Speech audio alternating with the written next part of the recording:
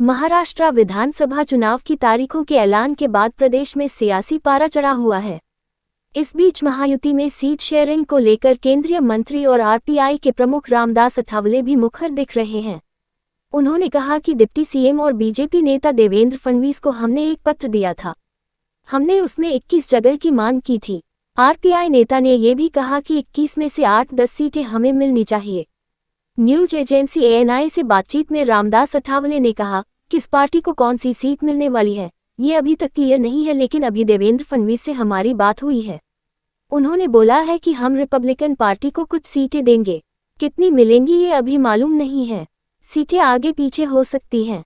उन्होंने आगे कहा, महाराष्ट्र में सरकार आने पर रिपब्लिकन पार्टी को एक सीट मिलनी चाहिए। जब सरकार आए तो एक पार्टी का कैबिनेट मंत्री होना चाहिए, महामंडल मिलना चाहिए। अभी एक महामंडल अनाउंस किया है हमारे लिए, आगे भी सत्ता में भागीदारी मिलनी चाहिए।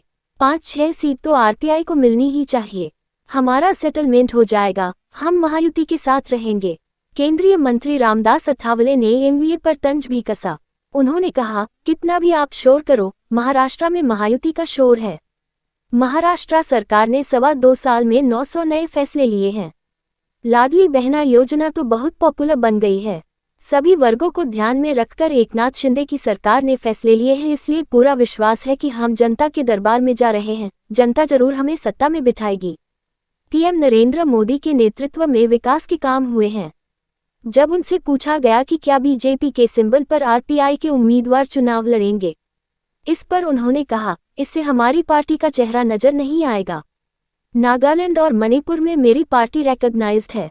महाराष्ट्र के गांव-गांव में हमारे वर्कर्स हैं। दलित समाज हमारे साथ अच्छी संख्या में है।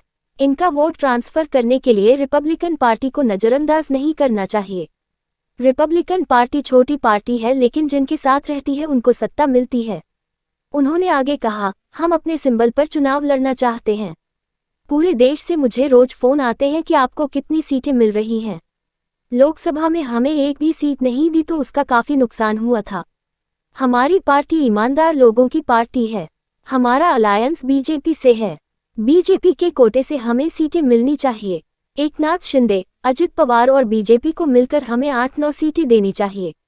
जब तीनों दलों के साथ बैठक होगी तो हम मीटिंग में इस विषय को रखेंगे। बता दें कि महाराष्ट्र विधानसभा चुनाव के लिए एक चरण में 20 नवंबर को वोटिंग होगी, जबकि मतगणना 23 नवंबर को होगी।